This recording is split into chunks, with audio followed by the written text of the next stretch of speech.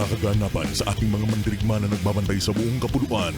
Ito ang Balitang Mandirigma, the Philippine Marine Corps Virtual News Channel.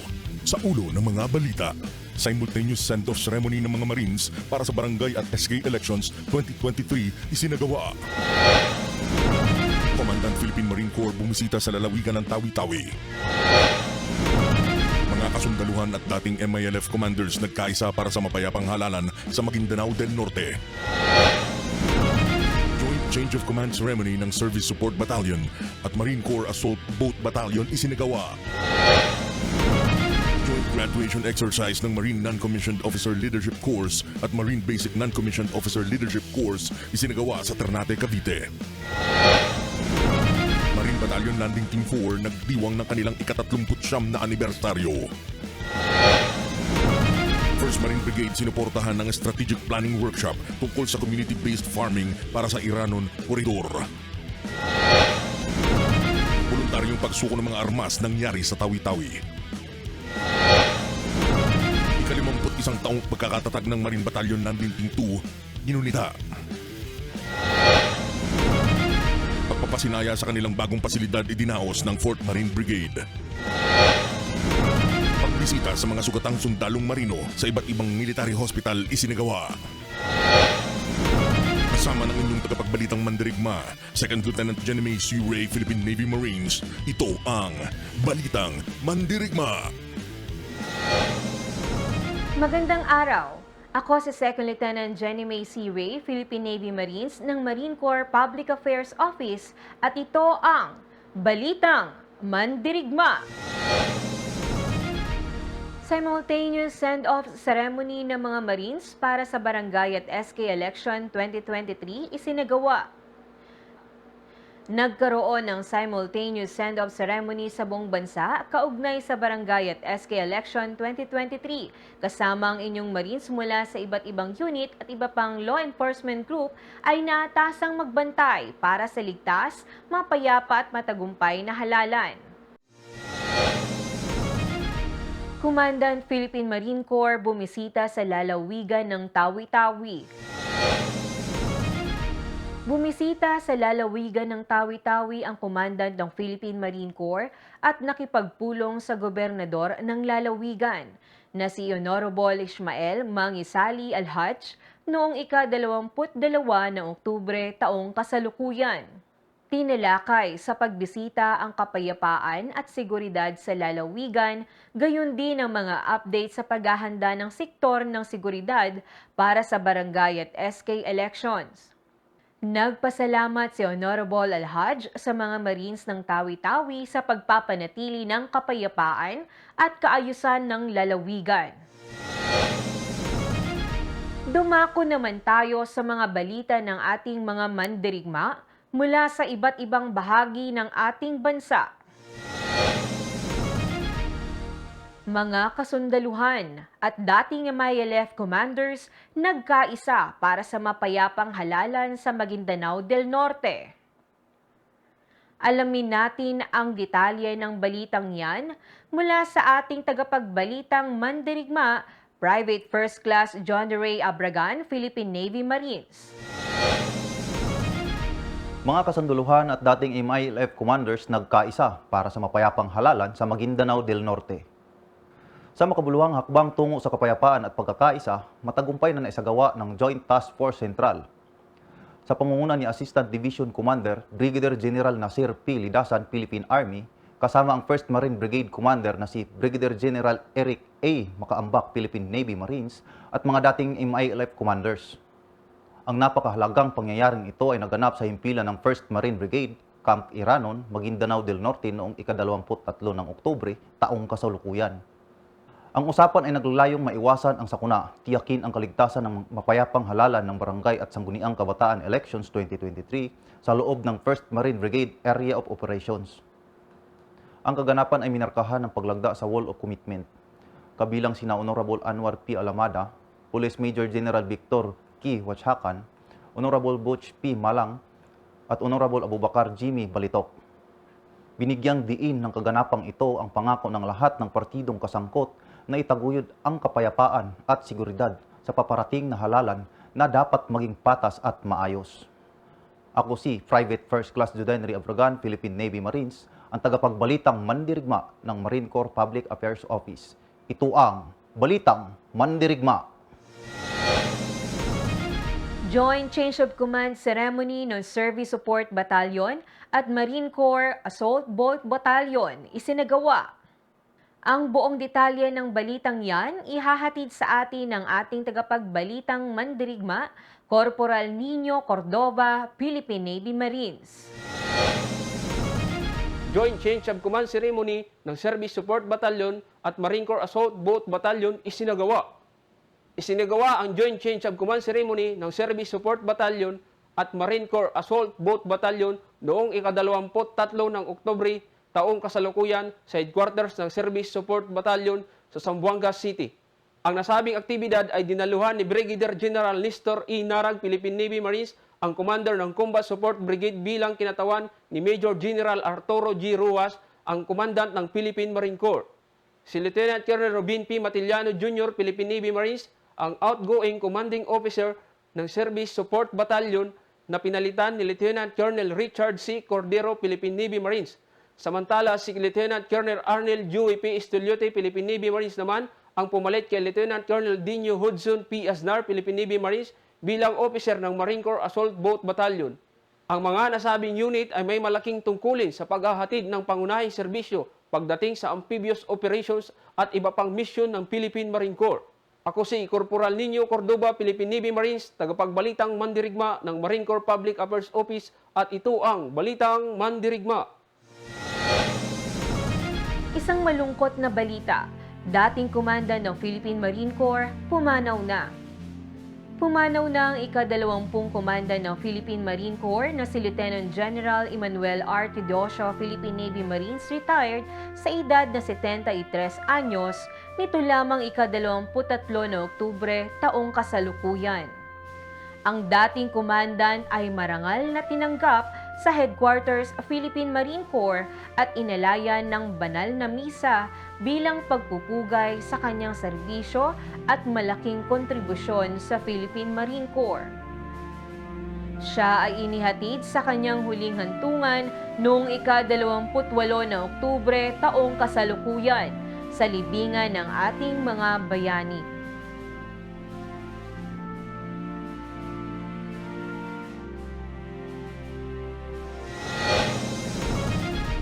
Joint graduation exercise ng Marine Non-Commissioned Officer Leadership Course at Marine Basic Non-Commissioned Officer Leadership Course isinagawa sa Ternate, Cavite. Alamin natin ang detalye ng balitang yan mula sa ating tagapagbalitang mandirigma, Private First Class Larry Soriano, Philippine Navy Marines. Joint graduation exercise ng Marine Non-Commissioned Officers Leadership Course at Marine Basic Non-Commissioned Officers Leadership Course isinagawa. Isinagawa ang joint graduation exercise ng Marine Advanced Non-Commissioned Officers Leadership Course classes 174, 175, 176 at 177 at ang Marine Basic Non-Commissioned Officers Leadership Course classes 262nd, 263rd at 265th. Ito ay dinaluhan ni Colonel Gregorio B. Hernandez Jr., Philippine Marines, General Staff Corps, ang Superintendent ng Marine Corps Force Development Center, bilang kinatawan ni Major General Arturo G. Ruas, Philippine Marines, ang Commandant ng Philippine Marine Corps. Ipinabot ng Commandant ang kanyang lubos na pagbati para sa lahat ng mga nagtapos sa binasang talumpati ni Colonel Hernandez.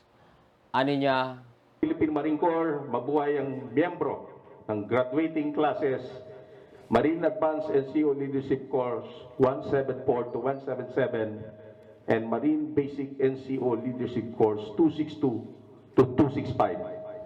Isang maligayang araw sa inyong lahat at maraming salamat sa inyong patuloy na paglilingkod sa ating mahal na bayan. And unquote.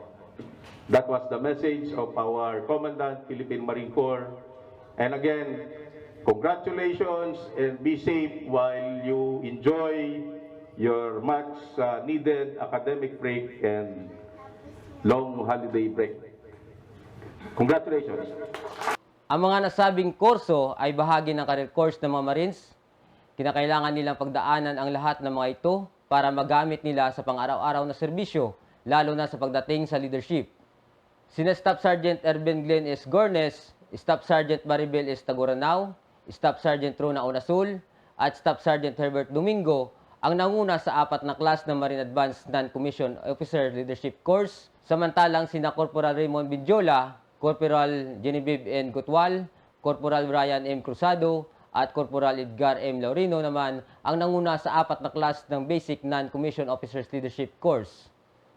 Babalik ang lahat ng mga nagsitapos na estudyante sa kanilang mga unit bilang mga marinong puno ng kaalaman sa pagdating sa skills at leadership na siyang pangunahing kailangan ng isang individual na marino. Ako si Private First Class Larry Soriano, Philippine Marines, ang tagapagbalitang mandirigma ng Marine Corps Public Affairs Office. Ito ang Balitang Mandirigma. Marine Battalion Landing Team 4, nagdiwang ng kanilang ika-39 na anibersaryo. Ang buong detalye ng balitang yan ihahatid sa atin ni Sergeant Arnel Balnao, Philippine Navy Marines.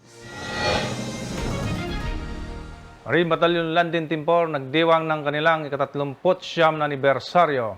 Pinagdiwang ng Marine Battalion Landing Team 4 ang kanilang ika-39 na anibersaryo noong ika-23 Oktubre taong kasalukuyan. Ito ay ginanap sa Headquarters Marine Battalion Landing Team 4, Marine Barracks, Roger Brown, Taguig City. Pinangunahan ni Lieutenant Colonel Noel Galyasa, Philippine Navy Marines, na siya namang dinaluhan ni Colonel Gregorio B. Hernandez, Philippine Navy Marines, Superintendent, Marine Corps, Force Development Center. Philippine Marine Corps bilang guest of honor and speaker, tangalan ni Major General Arturo G. Rojas, Philippine Navy Marines, Commandant, Philippine Marine Corps. Sa kanyang naging mensahe, binati niya ang mga marino ng 4th Marine Battalion sa pagpapatuloy nito sa mga magandang nasimulan ng batalyon. Kasabay sa aktibidad na ito ay binigyan din ng parangal ang mga natatanging marino ng batalyon sa kanilang malaking ambag sa unit sa pagpapatupad ng mga misyon nito. Bago ang nasabing araw sa selebrasyon ay nagkaroon ng iba't ibang aktibidad gaya ng batalyon, sport fest, aim high, panshoot, fellowship, night with former MBLT4, commanding officers at aim high family day. Ako si Sergeant Arnel Balnao, Philippine Navy Marines, ang tagapagbalitang mandirigma ng Marine Corps Public Affairs Office. Ito ang Balitang Mandirigma. 1st Marine Brigade sinuportahan ng Strategic Planning Workshop tungkol sa community-based farming para sa Iranon Corridor. Alamin natin ang detalye ng balitang yan mula sa ating tagapagbalitang mandirigma, Private First Class Abel T. Rovillos, Philippine Navy Marines. 1st Marine Brigade, sinuportahan ang Strategic Planning Workshop tungkol sa community-based farming sa Iranon Corridor. Ang Marine Battalion Landing Team 2, kasama ang opisyal ng mga pamahalaang lokal mula sa Barira, Matanog, Parang, Buldon at Sultan Mastura ay nagsama-sama sa 2 araw na Strategic Planning Workshop. Isinagawa ito noong ika-17 hanggang ika-18 ng Oktubre taong kasalukuyan sa Auditorium University of Southern Mindanao, Cabacan Campus. Ang aktibidad na ito ay may layuning itaguyod ang community-based farming ng mga nasabing lugar. Ang inisyatibong ito ay isang mahalagang hakbang patungo sa pagpapabuti ng mga pamaraan sa pag-agrikultura. Ang inisyatibong ito ay isang mahalagang hakbang patungo sa pagpapabuti ng mga pamaraan sa agrikultura, pagpapalakas ng seguridad sa pagkain, at pagpapalaganap sa kaunlaran sa Iranon Corridor ng Maguindanao. Sa nasabing workshop, naging tampok ang mga makabuluhang pag-uusap at mga presentasyon kung saan nagbabahagi ang mga kalahok ng kanilang mga karanasan at mga pamaraan pagdating sa agrikultura. Nagtapos ang 2 araw na workshop na may pangako patuloy na pagsasamahan, pagbuo ng isang konkretong plano para sa community-based farming sa Iranon Corridor at isang masiglang hangarin na palakasin ang mga lokal na komunidad sa pamagitan ng agrikultura. Ako si Private First Class Abel Rovillos, Philippine Navy Marines, ang tagapagbalitang mandirigma ng Marine Corps Public Affairs Office. Ito ang Balitang Mandirigma. Voluntaryong pagsuko ng armas nangyari sa Tawi-Tawi. Ang buong detalye ng balitang yan ihahatid sa atin ni Corporal MJ Hayahay, Philippine Navy Marines. Voluntaryong pagsuko ng armas nangyari sa Tawi-Tawi.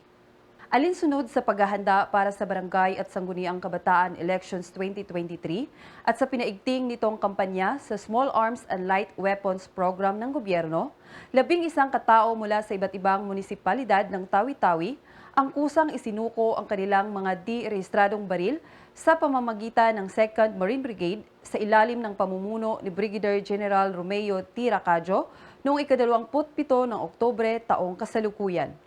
Ilan sa mga isinukong baril ay ang M14 rifle, M1 Garand, carbine rifle, M16 rifle, caliber 45 pistol at caliber 9mm pistol na isinalin ng mga Marines sa pinakamalapit na istasyon ng pulis.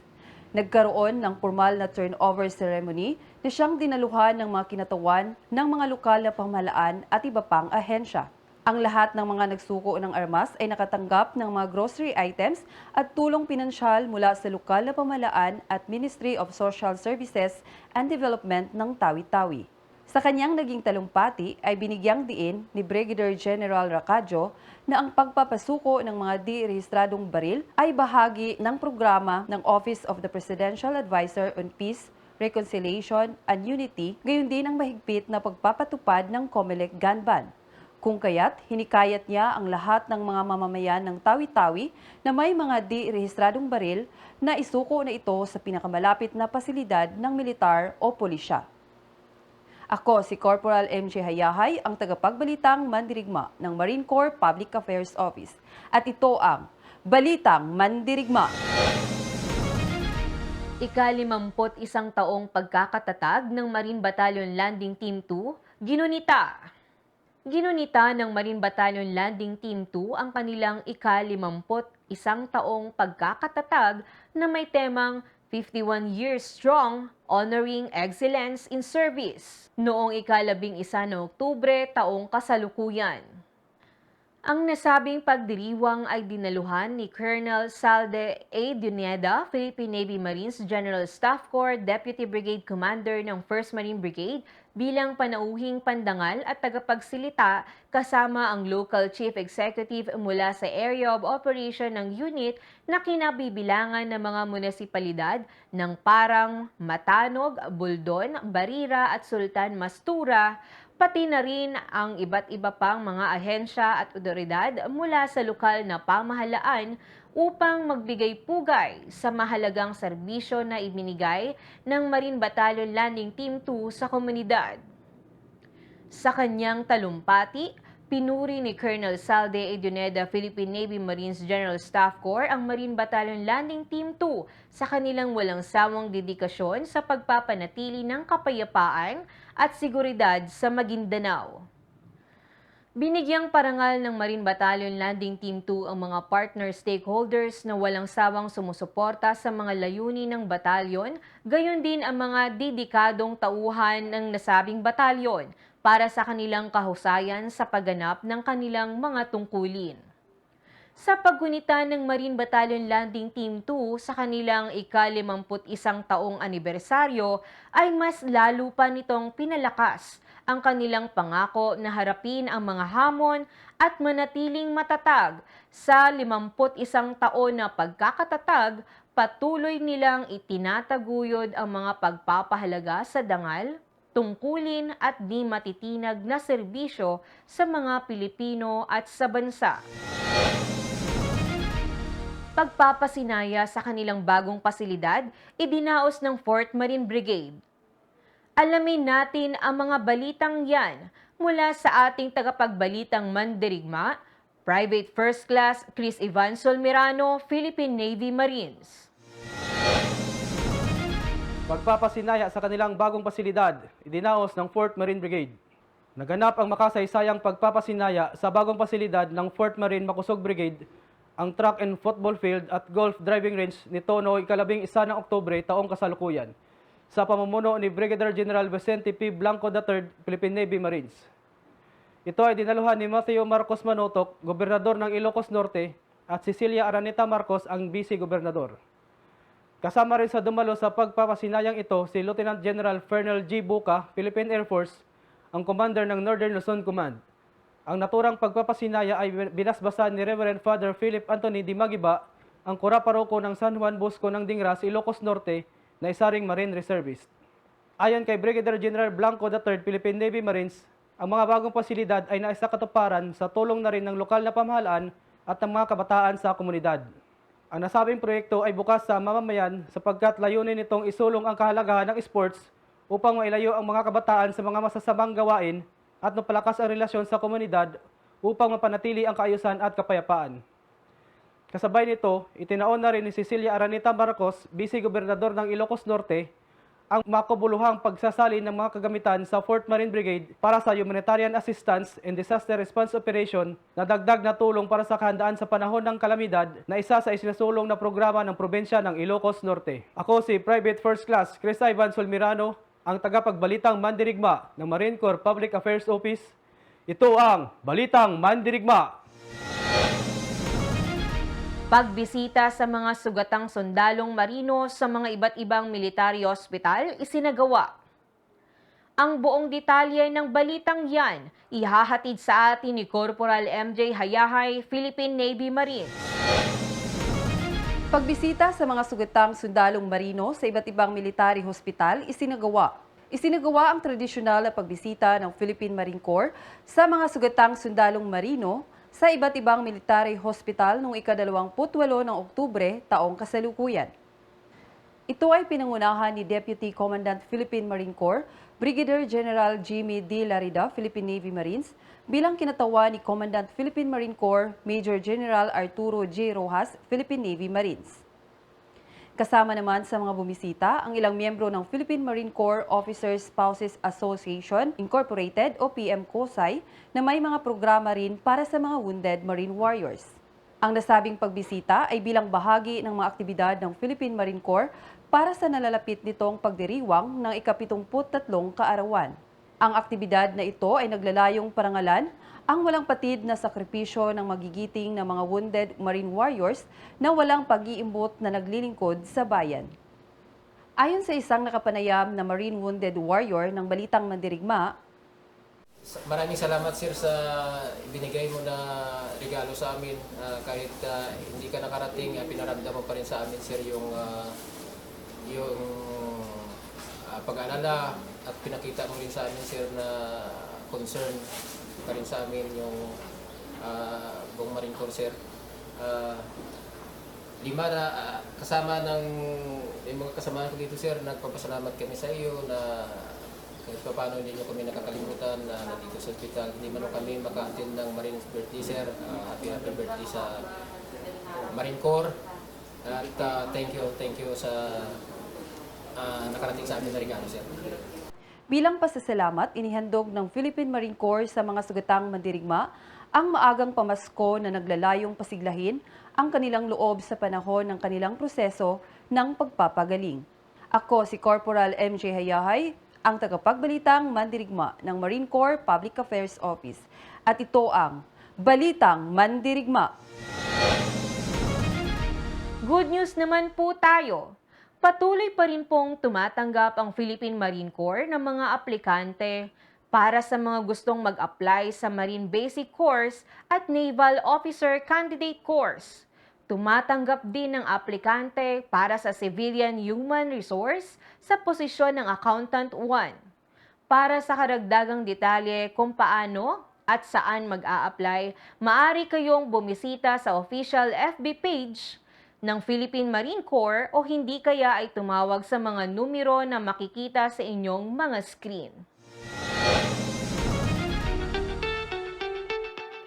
Alam nyo ba kung bakit birthday ang ginagamit na terminology? Sa halip na anniversary o activation day ang tawag sa selebrasyon ng Philippine Marine Corps taon-taon tuwing ika-7 ng Nobyembre? Ito ay sa kadahilan ng ang Philippine Marine Corps ay itinuturing na buhay na organisasyon. Simula nang ito ay na-activate noong taong 1950, nagsimula lamang ito sa pagiging Alpha Company hanggang sa ito ay lumaki at naging organisasyon. Kaya gaya ng isang individual na marino, ito ay nagdidiwang ng kaarawan taon-taon. At yan ang mga balita ng ating mga mandirigma Muli, ako si Second Lieutenant Jenny May C. Ray, Philippine Navy Marines ng Marine Corps Public Affairs Office. Sa ngalan ng karangalan, katungkulan at kabayanihan, ito ang Balitang Mandirigma.